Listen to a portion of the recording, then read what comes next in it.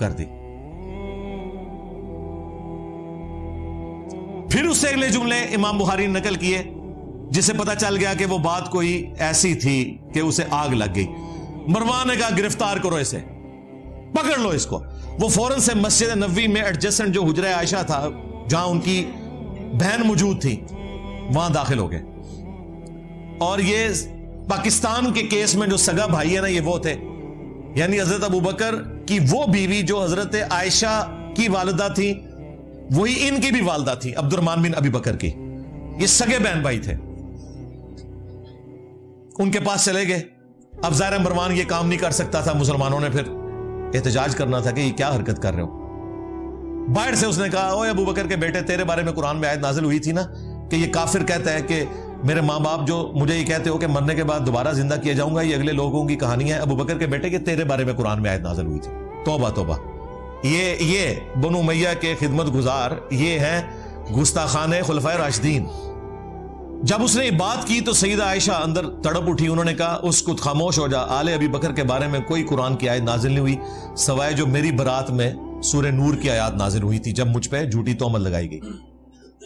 بخاری میں اتنا آتا ہے, المستدرک للحاکم میں اور المعجم الکبیر طبرانی میں اور باقی کتابوں میں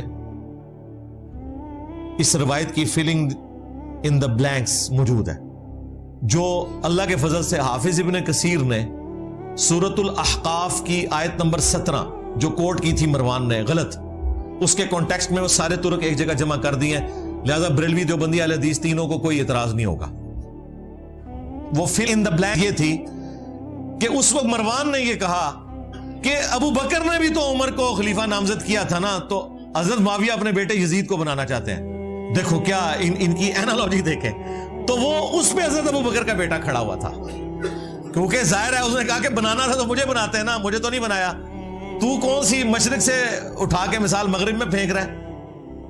اور جو کہا نا اس نے کچھ کہا امام بخاری نے وہ یہاں ہے کہ انہوں نے کہا کہ تیرا امیر المومنین معاویہ سیدھی طرح کہ ابو بکر اور عمر کے راستے پہ نہیں چل رہا, وہ کیسر و کسرا کے راستے پہ چل رہا ہے. اب یہ بہت بڑی گالی تھی ان کے لیے تو کہ وہی جو ہے وہ بادشاہت آ گئی یہاں پہ. اس پہ پھر اس نے کہا پکڑو انہوں.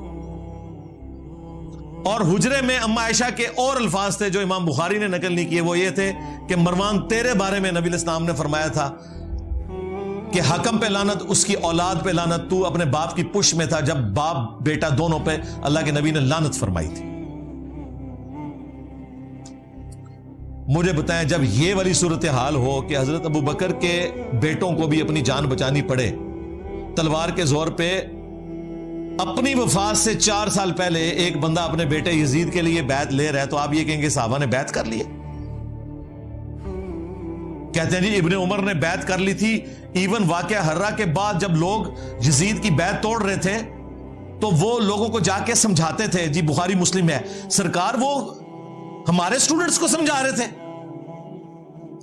اگر ابن عمر اس زمانے میں سمجھا رہے تھے تو کسے سمجھا رہے تھے؟ اپنے لیول کے لوگوں کو, صحابہ اور تابعین کو. اور اس صحابی کا نام بھی آیا ہوا ہے عبداللہ ابن مطیع رضی اللہ تعالیٰ عنہ, جنہوں نے کہا کہ اب کیا رہ گیا ہے, یزید کی بیعت توڑیں اہل مدینہ. تو ابن عمر ان کو ملنے کے لیے گئے اور کہا کہ میں تمہیں حدیث سنانے کے لیے آیا ہوں کہ جو خلیفہ وقت کی بیعت کے بغیر مرا وہ جاہلیت کی موت مرا. وہ کہتے ہیں جی ابن عمر نے چونکہ بیعت کر لی تھی, وہ بھی مجبوراً کی تھی انہوں نے, وہ جس طریقے سے کی تھی, انیشلی تو انکار کیا تھا. دوسرا ابن عمر جب یہ بات کر رہے تھے تو وہ یہ بھول گئے کہ حضرت علی کی بیعت تو ابن عمر نے خود نہیں کی ہوئی تھی, تو اس وقت وہ جاہلیت پہ تھے. یہ لاجیکلی ان کی بات درست نہیں تھی, ورنہ تو خود اس فتوے کی زد میں آ رہے تھے. ہم تو عبداللہ ابن مطیع اور باقی لوگوں کے ساتھ ہیں, ابن عمر کا یہ موقف غلط تھا.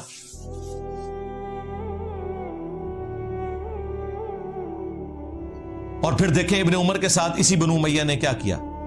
صحیح بخاری میں ہی موجود ہے, انہیں حج میں احرام کی حالت میں پاؤں میں زخم کیا گیا ایک نیزے کے ذریعے جو زہر آلود تھا, اسی میں وہ شہید ہو گئے.